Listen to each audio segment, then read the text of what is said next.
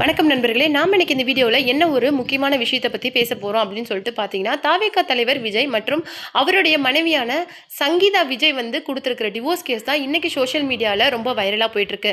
February 24 அவங்க கொடுத்துருக்கிற அந்த டிவோர்ஸ் கேஸ் வந்து பெரிய சர்ச்சையை வந்து கிளப்பியிருக்குது. அது மட்டும் இல்லாமல் கிட்டத்தட்ட அந்த நெக்ஸ்ட் ஹியரிங் வந்து April 20 நடக்க போகுது. ஆனால் அதுக்குள்ளே வந்து இந்த டிவோர்ஸ் கேஸை சமரசமாக முடிச்சுக்கலாம் அப்படின்னு சொல்லிட்டு தாவேகாவோட இந்த வக்கீல் பட்டாளம் ஒரு முடிவு கொடுத்துருக்குறாங்களா. என்ன சொல்லியிருக்காங்களா, அவங்க விஜய்க்கு கொடுத்துருக்கிற ஒரு ஒரு அட்வைஸ் என்ன அப்படின்னு சொல்லிட்டு பார்த்தீங்கன்னா, இந்த விஷயத்த ஹியரிங்க்கு முன்னாடியே சமரசமாக முடிக்கிறது தான் நம்ம கட்சிக்கு நல்லது. ஏன்னா கிட்டத்தட்ட இப்போ எலெக்ஷன் வரத்துக்கு இன்னும் கொஞ்ச நாளே இருக்கிற இந்த நிலைமையில இந்த விஷயங்களை அவ்வளோ சீக்கிரம் மக்கள் வந்து மறக்க மாட்டாங்க, மறக்கிறதுக்கு இப்போ டைமும் கிடையாது.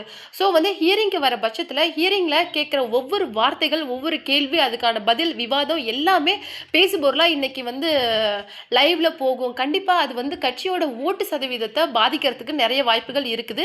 இது வந்து கணிசமான பெண்கள் வாக்குகளை அப்படியே எடுத்துரும். ஸோ வந்து அதுக்கு முன்னாடியே சங்கீதா விஜய் கேட்ட விஷயங்கள்ல அவங்களுக்கு கேட்ட மாதிரியே செஞ்சு கொடுத்துறது அப்படிதான் பெட்டராக இருக்கும் அப்படின்னு சொல்லிட்டு ஒரு அறிவுரையை வந்து தாவேகா தலைவர் விஜய்க்கு வந்து கொடுத்துருக்குறாங்க. அதன்படி புஷி ஆனந்த் என்ன பண்ணியிருக்காரு அப்படின்னு சொல்லிட்டு பார்த்தீங்கன்னா, கொஞ்ச நாளைக்கு முன்னாடியே ஒரு சுற்றறிக்கையை டிவிகே நிர்வாகிகளுக்கு வந்து கொடுத்துருக்குறாரு. அதாவது யாருமே வந்து தாவேகா தலைவர் விஜயோட இந்த டிவோர்ஸ் கேஸை பற்றி ஒருத்தருமே மீடியா கிட்ட பேசக்கூடாது. அது மட்டும் இல்லாமல் தங்களுடைய சோஷியல் மீடியா பக்கத்துலையும் எந்த விதமான பாசிட்டிவான பதிவை போடுற அப்படிங்கிற பேரில் எதுவுமே பண்ணக்கூடாது.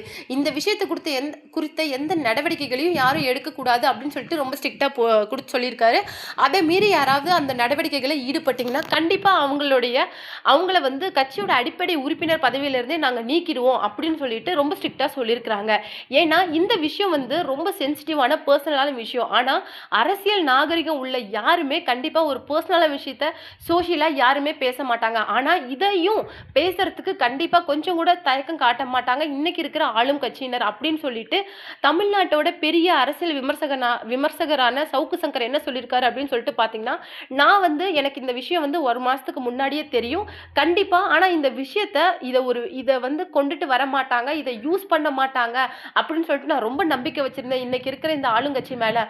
ஆனா இவ்வளோ கீழ்த்தரமா இறங்கி நடந்துக்குவாங்க அப்படின்னு சொல்லிட்டு நாங்கள் கொஞ்சம் கூட எதிர்பார்க்கல. அதாவது அவருடைய வீடியோஸ் வந்து கிட்டத்தட்ட எல்லாமே அவ்வளோ வந்து அரசியல் தத்துவங்கள் வந்து அதில் நிறைஞ்சிருக்கணும். அதாவது விஜயோட இப்போ அரசியல் முன்னெடுப்புகள் எல்லாத்தையுமே கடிச்சு சொல்றக்கூடிய ஆள் வந்து அவரு. அது மட்டும் இல்லாமல் இன்னைக்கு ஆளுங்கட்சி பண்ணிட்டு இருக்கிற ஒவ்வொரு விஷயத்தோட பின்னணியும் ரொம்ப தெளிவாக விளக்கி சொல்லியிருக்காரு.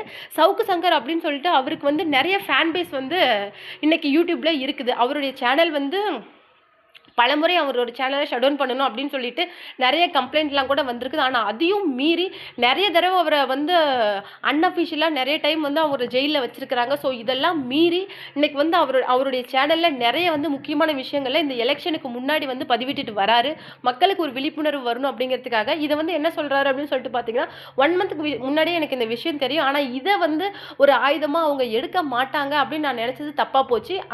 விஜய் கொஞ்சம் சுதாரிச்சு தான் இந்த விஷயத்தில் நடந்துக்கணும். ஏன்னா தங்களுடைய அந்த கட்சியை வந்து மறுபடியும் நிலைப்படுத்திக்கிறதுக்காக எந்த விதமான எல்லைக்கும் அவங்க போக கொஞ்சம் கூட தயங்கவே மாட்டாங்க அப்படின்னு சொல்லிட்டு தெரியுது. ஏன்னா இதுக்கு அடுத்தது இதுலையும் விஜய் வந்து ஸ்டடி ஆகிற பட்சத்தில் ஆல்ரெடி வந்து கரூர் இஷ்யூ இருக்குது, அதில் சிபிஐ கேஸ் டெல்லியில் போயிட்டு இருக்குது, ஜனநாயகன் ரிலீஸ் வந்து பிரச்சனையில் இருக்குது. அது மட்டும் இல்லாமல் இன்னைக்கு ஃபேமிலியில் விவாகரத்து சண்டை, பையன் ஒரு பக்கம் பொண்ணு பக்கம் புருஷன் முன்னாடி ஒரு பக்கம், இந்த மாதிரி இருக்கிற பட்சத்தில் அடுத்து இன்னொரு பேரிடி வந்து விஜய்க்கு காத்துட்டு இருக்கு அப்படின்னு சொல்லிட்டு முன்கூட்டியே ஒரு எச்சரிக்கையும் கொடுத்துருக்கிறாரு. இதுவே ஒரு பேரிடி தான். அதாவது இந்த விவாகரத்தை இன்னும் வந்து அவர் வந்து மன ரீதியா இதுல இருந்து எழுந்து வந்து அதுக்கப்புறம் இதை சரி பண்ணி செட்டில் பண்றதுக்கே கிட்டத்தட்ட 10 days ஆயிரும். அதனால கட்சி பணிகள் இன்னும் கொஞ்சம் தேக்க நிலையில தான் இருக்கும்.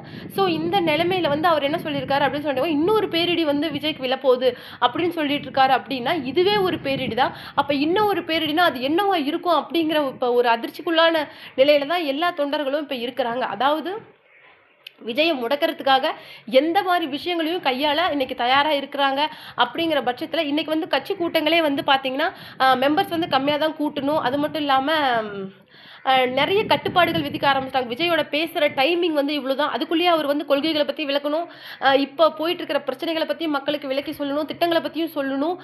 ஸோ இந்த ஒரு அந்த 20-25 மினிட்ஸ்க்குள்ளே அவர் வந்து அந்த அந்த மொத்த பரப்புரையும் முடிச்சுக்கணும். அதுக்கு மேலே பேசக்கூடாது, அதுக்கப்புறமேலு டைலாக் பேசக்கூடாது, பாட்டு பாடக்கூடாது, இந்த மாதிரி எல்லா ரெஸ்ட்ரிக்ஷனையும் தாண்டி ஒரு மனுஷன் வந்து இன்னைக்கு ஓடிட்டு இருக்கிறாரு அப்படின்னா அது முழுக்க முழுக்க வந்து நமக்காக தான். அதாவது தயவு செய்து தற்குறி கூட்டம் அப்படி இப்படின்னு சொல்லிட்டு சொல்லாதீங்க. ஏன்னா இன்னைக்கு இந்த தற்குறிகள் கிட்ட தான் எதிர்காலமே இருக்குது அப்படின்னு சொல்லிட்டு அப்துல் கலாமே சொல்லியிருக்கிறாரு. இன்னைக்கு வந்து இவர் வந்து இவ்வளோ உடஞ்சு போயிருக்காருல்ல, அதாவது ஒரு குடும்பத்தையே பார்த்துக்க தெரியாதவன் எப்படி ஒரு தலைவனாகும் அப்படிங்கிற ஒரு இன்னைக்கு குற்றச்சாட்டு விஜய் மேலே வைக்கப்படுது இல்லை. அதுக்கு வந்து அவங்க குடும்பம் என்ன சொல்கிறாங்க அப்படின்னு சொல்லிட்டு பார்த்தீங்கன்னா, விஜய் வந்து எந்த அளவுக்கு உடஞ்சிருப்பான் அப்படிங்கிறத எங்களால் புரிஞ்சிக்க முடியுது. ஆஸ் அ பேரண்ட்ஸாக எங்களால் இன்றைக்கி அவன் எவ்வளோ ஒரு மனநிலையில் இருப்பான் அப்படிங்கிறத புரிஞ்சிக்க முடியுது. உங்களுக்கு வேணால் அவன் வந்து பார்க்குறதுக்கு ஸ்ட்ராங்காகவும் இல்லை பணம் இருக்குது அதனால் அவர் பண்ணுறாரு அப்படிங்கிற மாதிரி நிறைய விஷயங்களை நீங்கள் கணிக்கலாம்.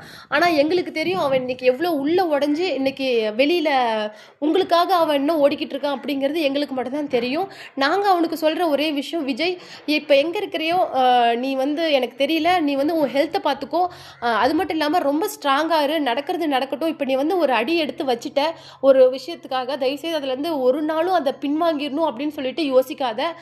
நீ எவ்வளோ தூரம் உன்னால் ஓட முடியுமோ விடாத ஓடு, விடாத முயற்சி பண்ணு.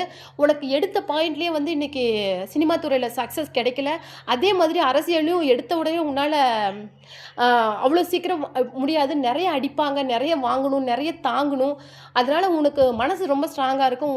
கடைசியாக மனசை உடைக்கிறதுக்கு கூட ஒரு ஆயுதமாக உன்னுடைய குடும்பத்தையே யூஸ் பண்ண ஆரம்பிச்சிட்டாங்க. ஸோ நீ எதுக்கும் கவலைப்படாத, உன் பின்னாடி நாங்கள் 2 பேரும் இருக்கிறோம், ஸ்டில் இருக்கிறோம், இருப்போம்.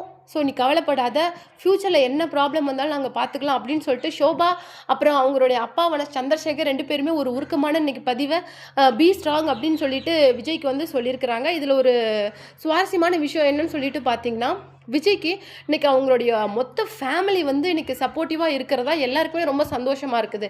இந்த நிலையில் ஷோபாவும் சந்திரசேகரும் அவங்களுடைய பையன் பக்கம் நிற்கிறது, அதாவது பையன் மேலே தப்பான அக்யூசேஷன் வச்சுருந்தா கூட கண்டிப்பாக விஜய் அப்படி செஞ்சுருக்க மாட்டான். விஜய் வந்து நான் பார்த்து வளர்த்த பையன், கண்டிப்பாக அவனுக்கு வந்து இத்தனை வருஷம் அவனுடைய சினிமா கெரியரில் ஒரு சின்ன தப்பு கூட நடந்ததில்லை. இன்றைக்கி இந்த மேபி உங்களுக்கு இருக்கிற மிஸ் அண்டர்ஸ்டாண்டிங்கால் கூட நீங்கள் இந்த விஷயத்த சொல்லலாமே தவிர இது உண்மையாக இருக்கிறதுக்கு 1% கூட வாய்ப்பு கிடையாது அப்படின்னு சொல்லிட்டு ரொம்ப ஓப்பனாக வந்து சந்திரசேகர் வந்து சொல்லியிருக்கிறாரு. விஜய் வந்து இந்த தப்பை செய்கிறதுக்கு எனக்கு 100% வாய்ப்பே கிடையாது அப்படின்னு சொல்லிட்டு நான் அடித்து சொல்லுவேன். நான் அதுக்கு கேரண்டி கொடுப்பேன். ஏன்னா அவருடைய இத்தனை வருஷ சினிமா கெரியரில் ஒரு நடிகை கூட அவருடைய பேர் அடிபட்டு வந்ததில்லை. ஸோ வந்து எனக்கு இந்த விஷயத்தை பார்க்கும்போது சிரிப்பு தான் வருது. அவங்களுடைய கணவன் மனைவிக்குள்ளே ஒரு சின்ன மிஸ் அண்டர்ஸ்டாண்டிங் இருக்குது, அதை வந்து அவங்க ரெக்டிஃபை பண்ணுறதுக்கான ப்ராசஸை வீட்டிலையே பண்ணியிருந்துருக்கலாம், அல்லது எங்களுக்கு கூட சேர்ந்து டிஸ்கஸ் பண்ணியிருக்கலாம். இப்படி மனசுக்குள்ளேயே இவ்வளோ ஒரு 3-4 வருஷமாக பேச்சுவார்த்தை இல்லை அப்படிங்கிறத மனசுக்குள்ளேயே போட்டு கஷ்டப்பட்டு இருந்திருக்க வேண்டாம் அப்படின்னு சொல்லிட்டு நான் நினைக்கிறேன். இது ஒரு ஃபேமிலி பிரச்சனை, ஃபேமிலியாக உட்காந்து பேசினா தீர்ந்துடும் அப்படி தான் நான் நினைக்கிறேன் அப்படின்னு சொல்லிட்டு ரொம்ப ஓப்பனாக ஷோபாவும் சந்திரசேகரும் சொல்லியிருக்காங்க.